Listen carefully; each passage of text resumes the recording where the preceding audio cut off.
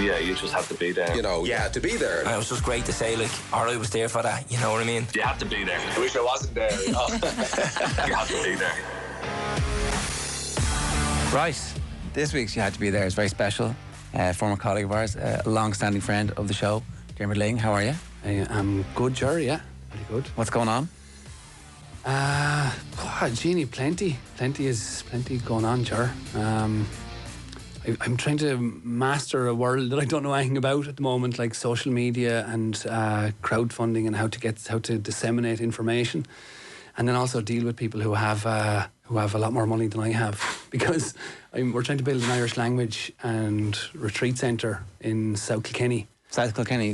I'm in Ballyhale. Right. I'm in Ballyhale. Yeah. The lure of the hurling there's obviously a wellspring that called you back. Well, do you know, it's funny. My mother's from Thomastown. All right. That's where the hurling comes from. That's where that's been suggested, much to the chagrin of my father, I must say. And he still comes up and he's like, "How do you live here? How do you live here amongst them?" You know, he really still lays it in. But no, we're there, and we, like, in fairness, I just thought Wexford was like, I was Wexford and Wexford was me. Like, there's no separation, and there never would be, you know. And I think when I went away, probably when I was a little bit younger, that shifted. And I remember when I was down in Kerry in particular, and I was going through whatever I was going through down there, and I was reading a book, and it was, it might have been Brian Cox, but some scientist anyway, and he was saying in nature, he was talking about home, and he was saying home is the ideal set of conditions within which to thrive and survive. And that was a big departure from my head that had decided this is home. And so at the time I was looking for the ideal set of conditions to just get my head back above the parapet a bit, you know. And so that was, down in West Kerry, I suppose that was some of the gold. That was Dingle direction. Yeah, when I was out in Countraw, and we did 7 or 8 years out there. But it was more that the initial piece of now in Ireland. I'm not worried about it. I mean, Jesus, Ballyhale is as hard for the young fella in me to accept as anywhere. Kilkenny is bad enough, but Ballyhale we're going the next level again. Like, there's fellas could be waiting at my gate after a match on a Sunday, on the Monday morning, to have a chat about the game. Like, Siobhan will barely walk up the road with me anymore because people just want to stop and chat about hurling, and I love it. It's great. I've totally and utterly, like, I love that part of my life, and totally and utterly celebrate it as well. Like, what a great experience it was. But Ballyhale is a different kettle of fish than West Kerry, and we've really just taken to it. It's been lovely. How long are you there? And again, we're there. We went to Callan. There's a Steiner school in Callan, and that's what we kind of were guided by. That lovely community of people there, and they kind of brought us in, and we've been there for 2 years. We've been there for about a year and a half, and we were kind of jumping around for about 6 months trying to figure out where are the ideal set of conditions to thrive and survive for the family, and this is what we found. And then through a friend in the school, she was like, "Oh, there's this little old farmhouse down here, and maybe you'd be interested, maybe you wouldn't." And we said, "Okay, we'll go down and have a look," and we did. And what has been burning in both myself and Siobhan for a long time is there's the Irish language retreats that we run, and we generally have to go off to Clare or to Kerry or to Cape Clear or wherever we run them. But like, the idea that you would have a retreat, a place of retreat in our home, and that's what this is. There's a beautiful long shed, there's a barn for gigs and stuff like that, and there's a back meadow, there's a river at the back to look after. It's like the absolute, it's the dream for us, you know. And so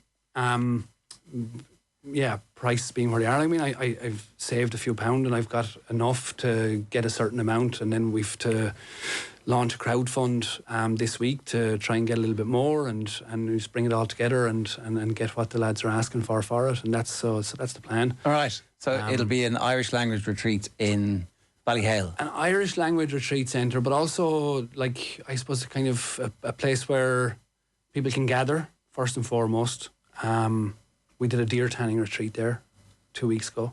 There's a dry stone walling retreat, basket weaving, just things that things that are kind of coming back. People are surprisingly, you know, you mightn't have said 10 years ago so, but it is the way at the moment. There's a lot of people, one, interested in the language. There's a huge rise in interest in the language. And two, some of, I think, just our usefulness with our hands. I'm part of the educated generation who, like, came out after my teaching and my degrees and everything else, and it's like, well, what can I actually do? Like, what can I build? What can I make? You know, and it's been a lovely journey of discovery that has. And so, yeah, generally when you find something good, you just want to share it. Yeah, That's fair kind enough. of how it works, isn't it? And sorry, Colm, I'll let you come in now with the crowdfunding. Is that live now, or That's going to be live on Friday. So we are just, there's steps to follow. That's what I said. I'm trying to figure that world out, and there's steps to follow. And if anybody wants more information on your social, or yeah, Diarmuid Lyng, just get in touch. Diarmuid Lyng on Instagram or diarmuidlyng.ie. We'll have the link live on Friday for anybody who wants to. And I'm trying to find, it's such a. Sometimes there's this attitude, and I feel it in me as well. It's the old school part of me that's a little bit like, oh, you're begging for the money from the people, and it's like, well, we collected, I don't know, it could be 50 or 60 grand worth of different products, different offerings that people have. And so you can go on the fundraiser, they have the mechanism for that. You go on the fundraiser and you can buy an advertisement for Off the Ball with a reputable Dublin film company for 10,000. Right. So you get something, and I get something, and everybody wins. That's what I'm trying to find, is how do we create a relationship where we're all winning. That's the plan. Very interested in the relationship that Ireland has with its own language, actually. So does the retreat entail the speaking of Irish constantly, or is it more about the learning of the language? Yeah, in some respects, it's like, if we say, like when I started, for example, like, and we were going out, we might forage seaweed on the shore in West Kerry. Like, you were looking at whatever's in the area. That's kind of what you're doing. It's not, I have a box here, I'm going to take out this box and this is the next lesson, and then we're going to take out the next box and we're going to learn the Mochaneelach or whatever. It's what's out. We'd spend 10, 12 hours outside, and in that time you might be playing hurling, and some people are playing hurling for the first time, and all you're doing then is teaching the language of hurling through movement in Irish. And so it goes into the body very, very quickly when it's something that's like, if I'm sitting here with you and I start telling you grammatical lessons, you'll pick up a certain amount. Yeah. But not so much, I guarantee you. Whereas if you're out and you're just in it and living it and doing it, you'll pick up an awful lot more, I always thought that's how it should have been taught in school if they could. Because, when I hear the word comprehension, I get shivers down the spine, because it was like, I did Irish and French, but the other option in my school was German. Yeah. As a foreign language. Yeah. But it was the most unattractive way to learn it. I understand it because it's general education, so you have to, I get that. Like, there's always going to be shortcomings when you have that model. But it was such an unattractive way to learn something, because it was a comprehension and then answer questions about that comprehension. And you feel like, the way if you were sitting here and grammatically correcting me, the natural instinct within is to think that you're back in school. Whereas this is you're trying to make it as natural and enjoyable environment, and you pick up stuff for better. sure. And it's Dahangak, it's bilingual. It's not like, you're not standing there with a cane, like, saying you have to speak it. It's like, no, here's the word for that. Like, try and let that come in. Like, that becomes, you're passing over some Dillisk. It's like, that's the Irish for it, Dillisk. Like, that's what you use. But Asper is no problem if someone retreats. Nah, like, for sure, you have to get through. Like, even sure, we were seeing it with the Irish language speakers down in the Gaeilge. If you go up to Connemara Gaeilge, like, they'll say hurlall. There'll be the anglicisation, or just throwing English words into the middle of sentences, is perfectly fine for a native speaker. Yeah. Whereas I found then, if I was like, oh no, I have to, like, that's what exactly as you're talking about the school, I have to get this full sentence right. It's like, no, if you just don't know what the Irish for cup is, then you just say cup. But get get whatever you know. Like, that's the significant shift right there. Is when I was trying to learn Irish, it was like, oh, there's the Irish is out there, and I have to get it in here. And when I went down there, I discovered, oh no, there's a load of it in here. I have to learn how to let that out. And once I made that change, the shame, the tension, the fear, oh Jesus, that stuff left. And I had that in a big way up to 23. I was really poor at Irish, but once that splunk was lost, once that kind of got lit up, there's been no going back. Well, it's a brilliant endeavour, because, like, I'd say along with Wales, like, one of the few countries don't really speak our own language very well. Yeah, I think possibly the only one in Europe. It's mad. You go to any other country in Europe, they'll speak. Yeah, and what's great at the moment is we're starting to realise it. We're starting to, why do you think that's changed? I think one of the things we're beginning to understand is the effects of trauma and how to get past the effects of trauma. I think that's a good thing, because everybody, like, the first thing anybody ever says about their Irish language experience is the trauma from school. And so now we realise that's something that exists. It isn't something you need to be owned by for the rest of your life. You can just say, okay, well, that's a trauma, and I can reintegrate or kind of sort that out for myself and move past it and engage in whatever I want to, free of the trauma. So that's one thing. I do think this is probably at a deeper level, but I see it in a lot of people who are coming to us. Like, the English language is a very, very functional language in terms of there's profound beauty to it as well, for sure. But there's this very, it's a great language to organise, to like run the machine, because that's what it was used for, as it would spread around the world. It was used to run the machine very effectively, And that we now know from neuroplasticity that has an effect on the physicality of the brain, and that can re-engineer itself as you form new thoughts. You can rewire your brain. That's a thing. And then the Irish language is like a way of thinking differently, and coded in the language is a deep appreciation of nature. Yeah. There's a deep appreciation that we're not, as we get swept up sometimes. And I would have said it to you, like I'm depressed, or I'm happy, or whatever I am. I've all of a sudden defined my entire being for one moment. But in Irish, they wouldn't say that. They'd say, it's on me. It's on me for a short time. And I might walk off and fall into something else in a while. But for the moment, it's just there. And so there was this kind of...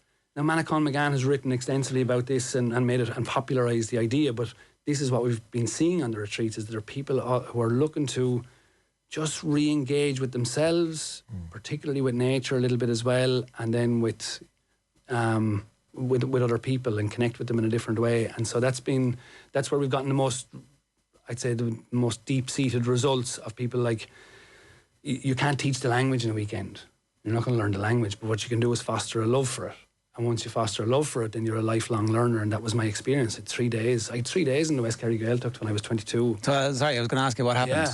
So that was it, Ger. I went down. Why did you go down? So I had to go down because I was doing the primary school teaching. Right. And I was, I did a week after I made my debut against Cork in 2004 in Crow Park, marking Sean O'Galpine, coming on at about 12 points down, and giving away about 4 stone to Sean O'G, pure muscle.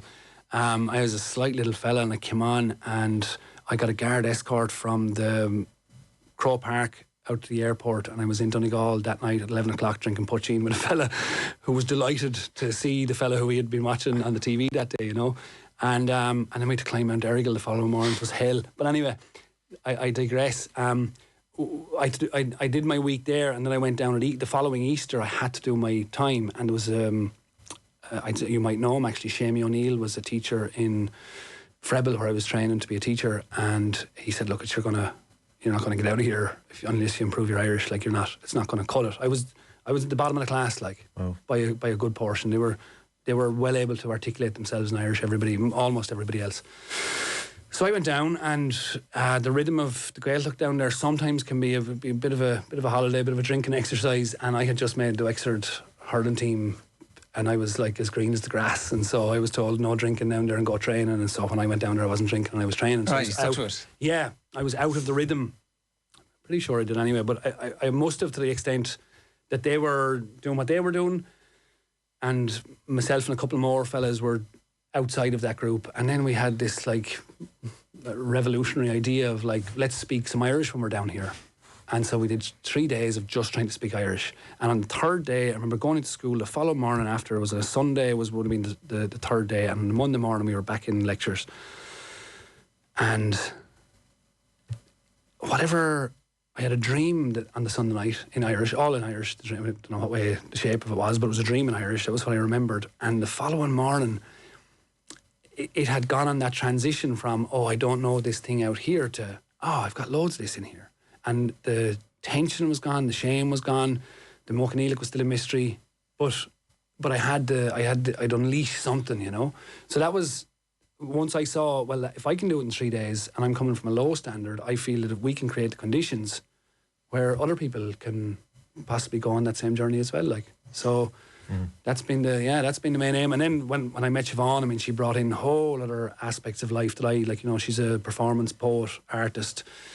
She was bringing in ritual, and her knowledge of nature was of edible plants, the medicines of nature, all that stuff. I had no idea any of that. When I saw a ditch, Yeah. Or she saw a medicine cabinet, and she knew all the different things and how you use them, So I was enthralled by that. That was great, And I felt as well, it's a big thing at the moment, generational trauma, they talk about it. I remember one day coming out the back of Anascall, and I was picking whatever, it might have been, nettles or whatever the hell I was picking, but I was in the ditch anyway, picking something, and a car came, And my immediate reaction before I even realised I was doing it was I stood up and I pretended to be walking. And I don't like, okay, maybe there's a social or a socioeconomic reason for that in the present, but I also felt there was something of a past trauma there of like, I don't want to be seen to be the poor Irishman eating out of the ditch, because that's what we underwent, you know, a few generations back, you know.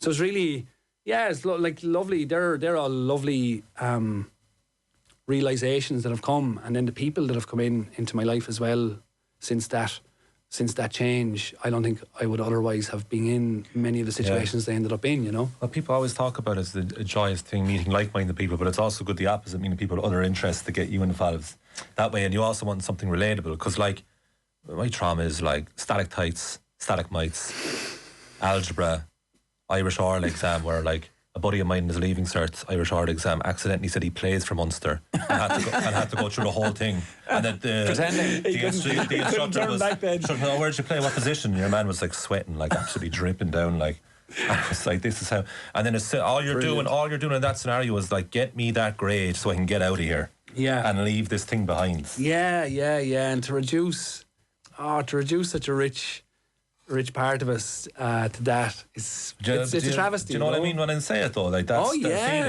sure, I was in it too, man. I did the very same stuff. I know this is supposed to be you had to be there in a sporting endeavour, but this itself is very interesting. You had to be there at the Gaeilge 12 years ago. You talk about wildness a lot, right? We've had those conversations before. I not to make the worst segue of all time, but that's what type of a hurler you are. Not pre-programmed, instinctive, off the cuff, trying to be of the moment of the game. Is that fair? Am I jumping too far here, or because you weren't a routine hurler? No, I wasn't, definitely, and it's definitely what I've championed. Like, I mean, I don't spend too much time looking to myself on that. But I do look at Tommy Welch's who we've had that conversation as well. Like he was my champion of that like the antithesis to this mechanised version of sport that's constantly coming in as more and more people kind of get their claws on the ever expanding operation of the entertainment of sport or whatever that is, you know.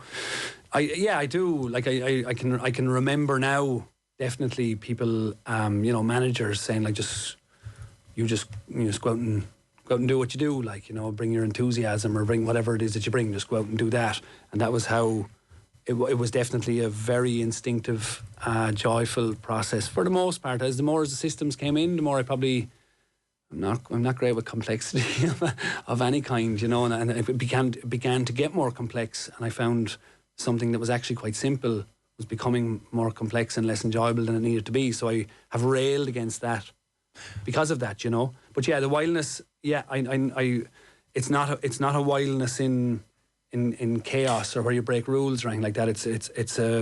There's an abandon that is an energy source, a real physical energy source, and we're looking for like minutiae out, you know, energy drinks or diet, whatever. Like everyone's trying to outdo each other for the next little small gain.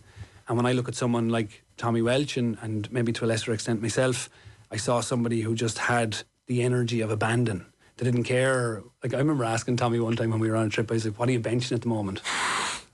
It was about 5 minutes after he started to answer the question. When he spent the first time, he was laughing. Like, he just thought it was a hilarious question that you'd ask him, you know, as if it was just intolerable to him. Like, you know how he is. Like, and it was such a great response, because who cares? Yeah. Who cares? Like, when Tommy hit the ball up the field, you know, like fucking the whole of Tullerone went with him. Like, he was just, whoa, like here's all of me. Like, here's all of me. And I say that now. I went back playing Junior B last year, actually.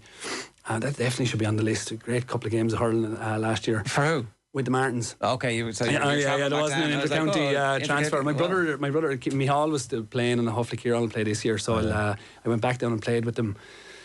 And that's what I was saying to the lads at half time or before the game, like, you know, just show us who you are. Like, who are you? Just let us see that. And we went out and played this amazing game of hurling where young fellas were just started unleashing this force inside them. And I just think why else play? Yeah. Why else play? Yeah. There's reasons, I suppose, to try and master certain things in the game. But I just think, I just want to know who you are on the field Can you be an extension of who you are on the field as to what's inside of you? Can you let that out as opposed to being up in the head and mechanising the process? That's what I feel about it, you know. What's your instinct reaction to being described as a wild hurler? Well, with the caveat of like playing off the cuff and that kind of thing, for sure. I in some respects I would have liked to have been even wilder again in that regard. The wildness has probably come in later. Like I had an experience last week, like we at the after the deer tanning retreat, and there's a primal wildness. And up to now, I have intellectually understood that primal wildness. And I was standing in the back meadow overlooking the river last week, and I don't even know how to describe it. Like, it was just, whoa. This is really like, what is that? That's a force, because I'm launching this thing, and I need now to step into a role, you know, for it could be for 5 years, it could be for 10 years, it could be for the rest of my life, it could be for 6 months, I don't know. And for that, there needs to be I can't do it from my head. There needs to be like an energy force to drive that, to magnetize people towards it, to see what I see and feel what I feel, you know, like that's. So I have to really, and I just felt that, wow, that was coming in, and it was coming through me, and it is an addictive element to it, you know, like it's like, wow, more of that, please, more of that. I can see everything. I can see I'm present to everything here, and it's not like in admiration of nature in a soft, poetic, beautiful way. It's like it's a rawness, you know. Yeah. It's lovely, really lovely, really, really, really nice experience, like, you know. Yeah, because I was reluctant to describe you as being at one with nature, because that itself is a cliche. But I would say that would your attitude and general philosophy to life be atypical in the GAA world? I don't know. I suppose after the over 40s All-Ireland final last year, Lara Corbett said to me, I don't know what you do, but I like it. That'd be a great epitaph to have. Yeah. I don't know what you do, but I like it. So were you playing against Tipperary for Wexford? Yeah, we did the over 40s last year. No, I would have definitely watched that. Oh, it's like, who won? Ger, they had like 12 of the 15 were of like the 2010. Like, right. Yeah, they had a ridiculous team, and we had a good setup as well, and we bet everybody else, but the Tipperary were far too good for us. But it was the most enjoyable hurling. An appreciation for each other, a kind of like even and I think it's doable. I see how reckless it might be, but I think it's doable. After the game, we're at a different stage of our lives, okay, we have to accept that. But after the game, both teams got in for a team photo, in together, like Tipperary, Wexford, Tipperary, whatever. There was fathers or kids in. Like, the whole thing was just this is what I signed up for. This, like, okay, I can hate you for the 70 minutes, and I'm going to want to kill you for the 70 minutes, but I tell you one thing, afterwards, you're me in a different place. Yeah. And I think that can be... Now that you're living in Kilkenny, you can appreciate that. Did it those games and that game against Tip, did it start in a kind of friendly, hi, how are you manner, and then 3 minutes into the game you're back? No, we're all competitors. We all knew it was a battle on, like, you know, there's no doubt about that. There is moments in the game where there's definitely a friendliness of the exchange, you know, like some fella might pick you up, and it's all, you know, sort of taking the piss out of each other about just being old, or about being bald, or about being slower, or about, you know, there's just like that general banter back and forth, like, because it's all true. Because it's all true. But it's only true because, yeah, they were kings one time, like, you know, Owen Kelly's on the field, like, you know, Kelly, it's the greatest hurler ever, like, you know, and Larry is moving all over the place and coming in behind fellas and catching it over their head and sticking it in the net, and Paddy O'Brien was playing. I was marking Paddy O'Brien, and when I went into UCD, Paddy O'Brien was king. Paddy O'Brien was like 19 or 20, and he was on the Tipperary and he was tearing it up. And then he got it's a pubic symphysis, that thing in the groin, you know, and he spent the next, like, I think 5 or 6 years trying to rehabilitate it. And I was marking Paddy, and it was a real moment for me. Like, I was like, oh, this is because I was way off the pecking order when I was in UCD, and I always kind of wondered, what is that Paddy O'Brien effect? What are they talking about Paddy O'Brien for? What is he? And I remember in the first half, he went over to the sideline, and the ball was kind of diagonally going towards the sideline under the stand in Borrislee, and Paddy went out to get it, and I could see halfway through that he was already 5 yards ahead of me, and I wasn't going to get there, so I could see Corbett was after drifting behind. So I said, right, I'm going to turn and I'm going to cut the pass off to Corbett. Now, everybody else who I've ever played against in my life, I knew exactly what they were going to do. It was going to come back across. Lar was inside me on the goal side. I was more in towards midfield. And the only pass was straight into Corbett. But all my momentum was going that way, and Paddy O'Brien could see that, because Paddy O'Brien, it turns out, I understood what the fuss was about. He could see, even though I was headed, because I was headed this way, he played the pass across the back of my direction of momentum. Okay. And I could see it happening. I could see him doing it. I turned and got my hurl out, and the ball just rolled about 1 inch past the top of my hurl. And I was like, that's what it is. That's genius. Like, it was a moment of, and I went out to him and said as much. I was like, I just so delighted I witnessed that. Fair play, what a pass. What did he say? Well, I said it to him after I caught the next ball over his head. So he said, pretty good snap, man. And that was his response. And we had a little laugh. And then went back to it, you know. It was nice. It was really nice. Those stories are cool, though, because like you can talk about the goals and the point and the great play, but that subtle bit of genius you might easily miss in the stands or on TV. I'm always looking for those moments where something happens that's like a... It's greater than the sum of its parts. I always want to find. I'm always looking for that. When I go to a game, like I spend very little time in the. That's what didn't make me a great pundit. I'd say at times I was always looking for where's the magic? I want to see the magic. You know, we're just like the two boxers who just go toe to toe and just go for it. Like that kind of.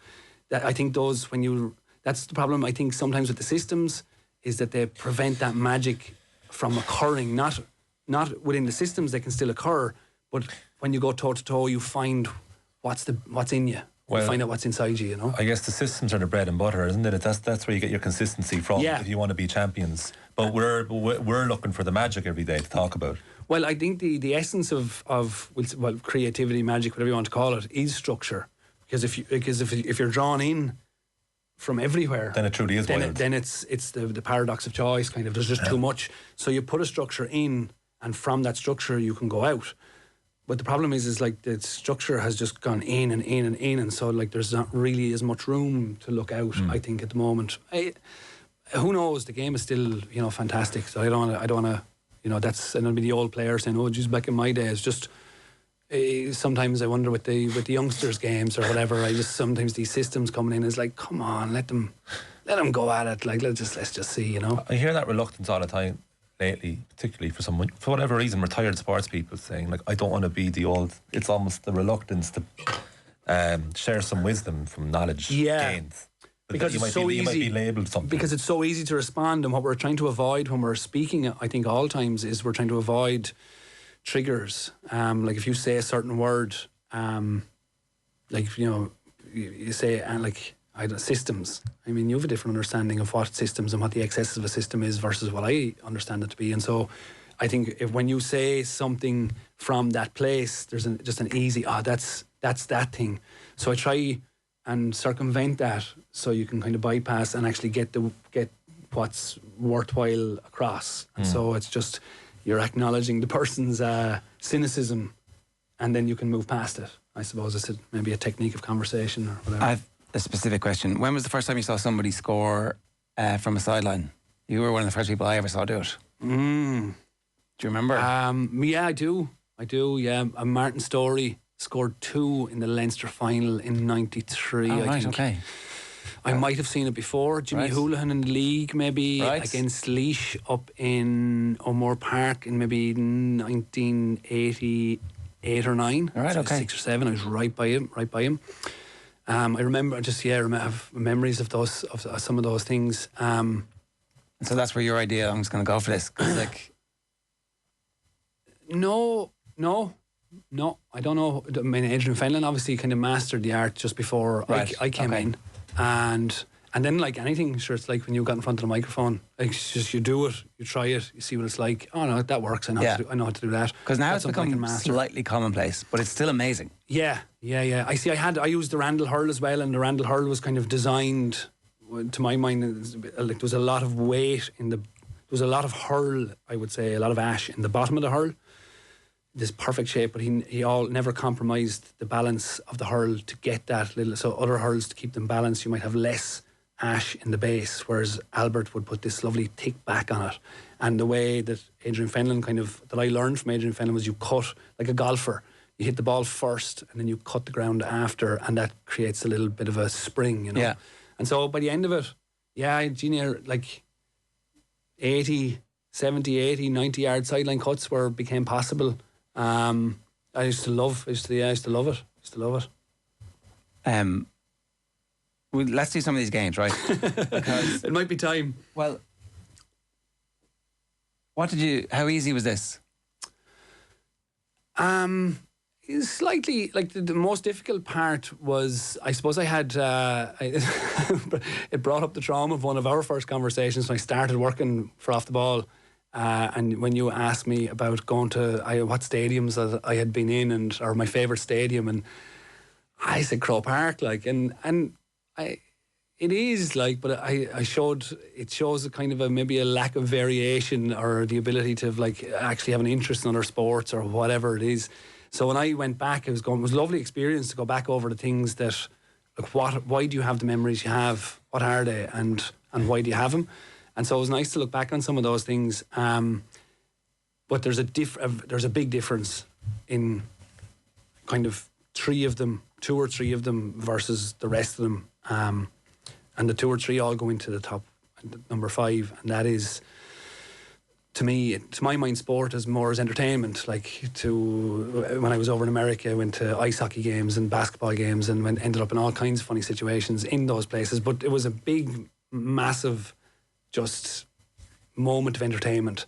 Whereas I would garner a huge amount more of value out of maybe the under 14. Like, my father brought me to a Wexford under 14 match when he was a manager in the under 14 team, and I was only maybe 9, and I looked at them and I said, oh wow, these are men, these are like hitting each other hard. Yeah. Like, this is a different. So having that awareness, that's the direction that I'm headed, and terrifying the life and soul out of me at the time, So yeah, there's going back through all those things was very nice because sport has enriched and dotted my life all along. It's the language I speak. Like, there's 2 hurling matches and there's a football match. The football match is Wexford against Tyrone in the 08 All-Ireland semi. Yeah. Your brother's playing in this, is he? Yeah. There could have been another one. There definitely could have been another one there. I think it was the Offaly championship game against Offaly where Matty Ford scored, I think, maybe 3-7 and just gave probably the greatest exhibition of football that I'd ever seen. And to witness somebody in their mastery is always a lovely thing. But the 08 game for between Wexford and Tyrone, I mean, there was a lot. Wexford hurlers were kind of starting to go off a bit of a cliff at that time, and the footballers were really in the ascendancy, and it was quite a difficult time, And I was captain of the hurlers at the time, and I was still going pretty well, and I had this dream of what I would do with Wexford, and none of this didn't seem to be materialising. We weren't going well, and the footballers, on the other hand, with Kieran playing, were really going well. And there was a little bit of envy, I would say, like a bit of an enviousness of a setup and a team that were in it together. They were really in it together. That group of fellas that played with the Wexford footballers that time were, Red Barry and Adrian Flynn and Kieran, Matty Ford, Colin Morris. They were tight friends as well as everything else, And I had a question, I suppose, how far that envy would go, and how would that influence my relationship with Kieran. Like, would I have an envy to my brother? Would it be that? Would it be that bad? Would I be that selfish? And you don't know. You don't know until something happens, And so when he got the goal against Tyrone, he picked the ball up on the 45 and busted his way through and roofed the goal. And I remember, it takes me zero effort to go right back into that moment and to look at Croke Park absolutely erupting, and the joy and the pride that washed over me, and I was on. Thank God I'm not a bitter old fella, because here's for people are saddled. Like, imagine, I don't know if for all the different things that you could be in, you could be many things. You don't know what's going to come until you're in these heightened experiences, And that was a real heightened experience, and I just felt, I felt so happy, I felt so joyful. It was one of the highest points of that I can remember in being in Crow Park, that level of pride in him, that was the sweeter taste of it, you know. Like, I'd watched Wexford win All Irelands, and I'd been out there myself, and I think we even won a couple of games out there. But seeing Kieran do that was a real high point, you know, one of the highest, I'd say. An element of relief that the default was euphoria. Yeah, oh, totally. Because you're walking down Jones's Road a couple of hours earlier thinking, I don't know how I feel about this. Yeah. And I never had a hostility towards it. You know, I really, like, Jason Ryan asked me in at one stage into the football panel, and I'd love to have gone in some regards, but I knew I wasn't given at the time, and I knew even when I played football with the Martins, I always got the sense with Kieran, he was like, just don't mess this up now, you know, like, you're not doing it, and you're not making the right choices, and he's like, there's a way to play the game, and he knew it instinctively, you know.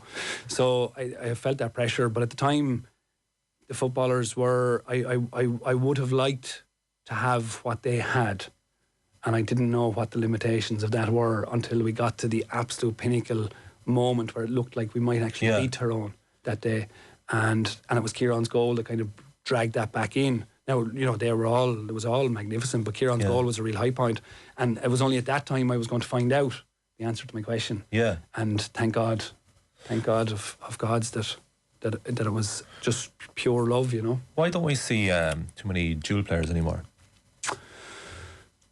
It's a really interesting experience I had with Red Barry when he was playing in 05. We played against Kilkenny. I think Shefflin broke my thumb actually the same day, and I was over on the sideline with my broken thumb, and I wasn't on the sideline. I hadn't ever... I had been on the sideline a couple of years previous for sure when I was starting off, but like I was playing all the games, and so I wasn't really aware of what was happening. And Red was playing football and he was playing hurling at the same time, and he had played a football game possibly even that morning, or had trained or done something, and then came up to Nolan Park, and he was brought on possibly instead of me. So he was now on the field, and I was hearing a bit of the chatter behind me, and the chatter behind me from the Wexford subs was like, what's he doing? That's my spot. What's he doing on the field? He just have to come from a football match. He hasn't been training in 3 weeks or whatever, you know, whatever we're saying.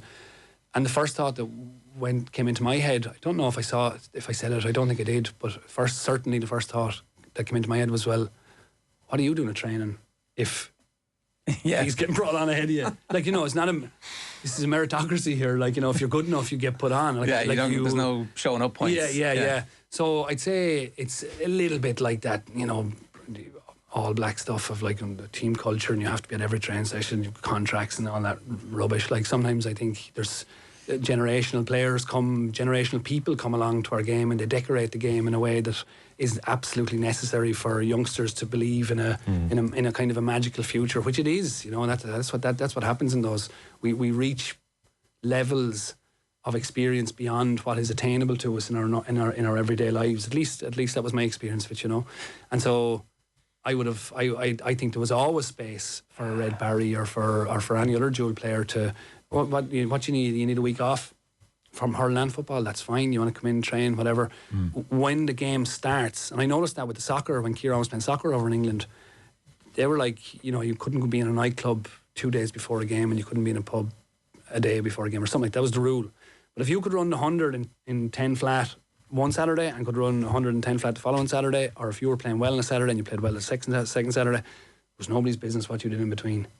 And so I kind of had the same attitude to it. If you're good enough, if you're doing it and you're adding to the team and you're adding to the whole thing, bring it on. And if the lads who think by training more but are still worse are going to bitch about it, then we unfortunately have to, we say to a Red Barry, you can't be on our team because this fella over here is upset.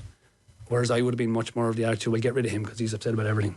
And let's bring Red Barry with us because he's a genius, you know. Let's stick with Wexford. The 96 Leinster final, that Offaly team in the mid-90s obviously is storied. And this is, again, I think maybe people forget, no back door, so it's do or die. And Wexford have had perpetual heartbreak since the 70s. So what do you remember about this? You're obviously young enough at this stage. 12 maybe? Quite impressionable. I mean, 96 we won the All-Ireland, so you'd think the Limerick game would be the great day, you know, but it wasn't. It was the game against Offaly, and it was for that reason, like, as you said, it was a culmination of events up to that moment. Was definitely why I picked it, you know.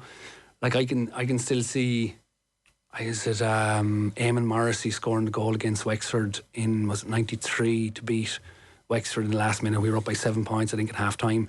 And I don't know, did we get a goal or was it might have been even a Martin Story sideline, and my father jumped up in the old stands in Crow Park and the old wooden seats with the kind of curved, lovely curve. They weren't very comfortable, but they certainly looked beautiful.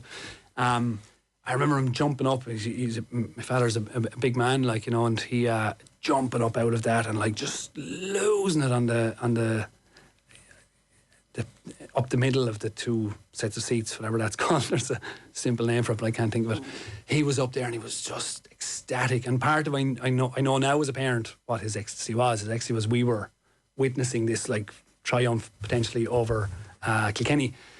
And then Morrissey scored the goal at the end, or towards the end. Maybe it was DJ when he took the 15 steps to score the goal, whatever it was. I don't know. One of those times anyway. And my father was crying, like, it broke me hard. He's a young fella, I could see the upset. And so when it came to 96, all of those memories in that last, I've got goosebumps now even thinking about it. Like, there was a period there with about 10 minutes to go where the perennial losers were, like, you know, Tom Dempsey might put a ball wide in the past. All of a sudden he was off his left hand side on the sideline on the 14, and it just sailed over the bar, and it grew more and more what I understand to be magical in a sense. Like, for a young fella or for an adult now, there's something is in, like, something's in the air now. We're not doing what we always did. We're not making the same mistakes. Well, it's getting better and better and better, and then you think it can't get any better. It got better again, and then it's just wave after wave after wave of joy washing over all of us, you know, and this just collective outpouring after this previous generation of heartbreaks, you know. So the Offaly game, that was just those last I missed from I'd say 6 minutes to go to 2 minutes to go, I'd say, because we were up on the top deck in the Cusick, I think that year, and I was just sprinting down like a skateboarder would down to try and invade the pitch. Just get onto the pitch. Yeah, man, for sure, yeah. Knowing that the win was going to happen. I can't find a full-time score here, sorry, I'm just looking through, but Damien Fitzhenry scores a penalty in the first half. Yeah. That's one of those ones where you and then went back with the big, you know, the effort mixed with the joy of the grin. I can still see Damien doing it. He scored a penalty. What moments that time? I remember Tom Dempsey just taking off towards the end for sure. Yeah, it was all a blur otherwise, but what a moment! Yeah, what a moment. You've also picked a hurling match between Tip and Kilkenny. National League final 2009. Yeah, it's really interesting on that one. Why'd you do this? Well, we played before it against Offaly in the League 2 final. 1B or whatever the equivalent was at that time, and it was a much bigger deal. I think I think Offaly had gotten relegated, and they just they went to Central Council or Crow Park and said, well, look, this will be the death of Offaly hurling, and changed the rules. And they said, okay, we'll restructure. Like, there was a few times there where it just kind of had worked that way, where we just said, okay, there's a bigger gap between, like, much better what they're doing now. In terms of 1A and 1B and giving those teams a chance. But at that time it was like you were going down into something that you might not, in a county like Wexford, you'd be fearing you mightn't come out of it, you know? Yeah. So we played against Offaly, and I was captain because we'd won the championship with the Martins in 2008, and I just felt that it was like written in the stars somewhere that I'd get up on some stand and get some cup, and I just felt this was the day, and it was going to be my only chance, probably because Kilkenny were wiping the floor with everybody at the time, you know. And they'd just beaten, I guess the 08 final was Waterford, wasn't it? They'd just beaten they were Waterford, perfect. where it was just like the perfect game of hurling, and so that didn't look like anything was going to change, and we played against Offaly and we got beaten. I was like standing out there, I remember afterwards, like, what the heck, like I was so convinced of that vision, you know. I just really had that. I was so sure of it. And I picked myself up anyway. I went over to the sideline, and Kilkenny and Tipperary came out. And at that time, Kilkenny had been just in total ascendancy. They were wiping the floor with everybody. They were putting hurling out of every Wexford person's mind at the time, along with the rest of the country. And then finally somebody responded. Now, the All-Ireland final that year and the All-Ireland final the following year is what people kind of think the time that Tipperary got to grips with Kilkenny But it was that day. That was the first day. That was the first shot fired across to say, no, we are with you. It was the greatest exhibition of the game of hurling that I've ever seen. I was like the young fella again looking at the under 14s as a 9-year-old. I was like, oh, us and Offaly aren't in the same realm. We're not even playing the same game as those fellas. They are at a different level. The speed, the intensity, the traditional nature of it too. Like it was Kilkenny and Tip going toe to toe, just standing toe to toe, and absolutely, totally, and utterly going at it in every corner of the field. And it was magnificent to watch. Terrifying, but magnificent to watch. There is an argument that Tipperary eventually beating them and stopping the 5 in a row means every time that they play historically now is elevated in retrospect. That because the rivalry is real eventually, that these games, I think people do talk, because we were actually looking for the game where Tipperary won a league, but they didn't actually win it. They got beaten in extra time. But I think they come away from it going, well, we drew in normal time and we could have beaten them, so we're nearly as good as them. I'm not sure about I understand what you're saying about the retrospective aspect of it, but it was a defining moment for me on the sideline in the moment of watching them play to see how far ahead the game had gone of where we were at. And it was also an absolute, there was a celebration of that, whatever you call it, the kind of the wild nature of my hurling as well, to see fellas who were playing the game in a very traditional, very stand-up, very manly way, that it was winning, that was working. It was working, It says on Wikipedia there was only 17,000 at the final, so small attendances at league finals, it's not a new thing. And that was in May. It was the May bank holiday weekend. I don't even know if we had a bank holiday back then. We do have the score for that. It was 226 to 417 after extra time to Kilkenny. But the variety and the quality of those 6 goals scored, and it was Tipperary who had the large portion of success for most of that game. But it was like the James Woodlock kicked it in. And then John O'Brien had an unbelievable curled finish to the far corner where he could have taken a point easily. It was that kind of stuff. Yeah. And Tommy Walsh cleared off the line as well at one point. Yeah. It was frantic, like it was pantomime stuff. It was just like, they were just all on. It's just all on, I really enjoyed it. We've gone mad over time, so your last one's here, Shrewsbury versus Mansfield at Shrewsbury in 2005. Yeah. I would not have had Shrewsbury versus Mansfield on your list of I know, you had to be there. I know, but it was the first time that I went over to England and watched Kieran play an adult, like the first team game.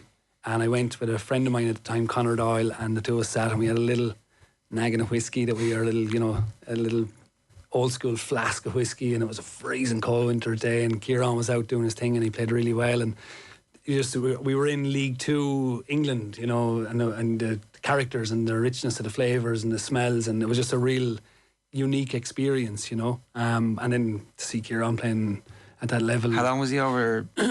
He did 5 years over there. He started off at Arsenal, and he was offered a fairly basic YTS contract with them, and then he went to Preston and did 3 years with Preston. Looked like I think it was Craig Brown was managing him, and he looked like he was really going somewhere. And then, Craig Brown was the manager, and this other fella came in, and he cleared out like 4 of the 5 Irish fellas. Right. And he kept, and he didn't get another look in there. And then he went down a division or two to, I think it was Gary Peters who played with the crazy gang of Wimbledon. He was the manager of Shrewsbury, and they wanted to play football, and they were going to be skillful, and they bought certain players. And then they lost the first 9 games, and they said, right, Route 1 is back, and Kieran just came back after that, and just a little bit unlucky, but it's a big learning curve over there. And to finish it off, it's a bit of glamour. It's Miami Heat in Miami in 2008. I expected it to go the other way and start off there, because that was just the pure, as I said, like the entertainment of sport. Myself and Owen Quigley, when we were in Miami in around Halloween in 2008. I think after maybe Red Barry stag or somebody stag in Edinburgh, we just went straight to Miami from there. I'm not sure how well in advance it was booked, but anyway, we went, and we ended up going to this game, and I was outside, so it was $150 for tickets. I was like, oh, come on, poor teacher Owen, and Owen was already after buying 2 tickets for us, and we were there, and I was sitting beside this lovely woman who was on a date with some fella, and she could hear the carry-on of us in her accents, and she wants to know, and then at half-time she was like, do you want to meet Timbaland? I was like, yeah, I'd love to meet Timbaland. I know who that fella is, like, it's cool. So she sent him a text and she said, okay, come on down. So we went down, And I went over courtside, you know, with this woman holding me by the hand, guiding me over to Timbaland. And this big fella stands out, huge man. Like, and I was like, Timbaland, I love your music. And your man just looks at me, he's like, I'm not Timbaland. And he stood aside, and there's Timbaland, the little fella, Timbaland, who we've all seen on the telly.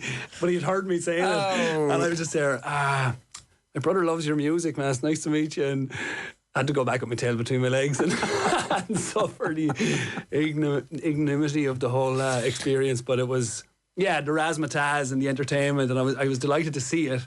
But in this list, my heart is in the game here, you know. What a great list, Diarmuid. Thanks a million for joining us. Cheers. Thanks very much, Ger. You have to be there.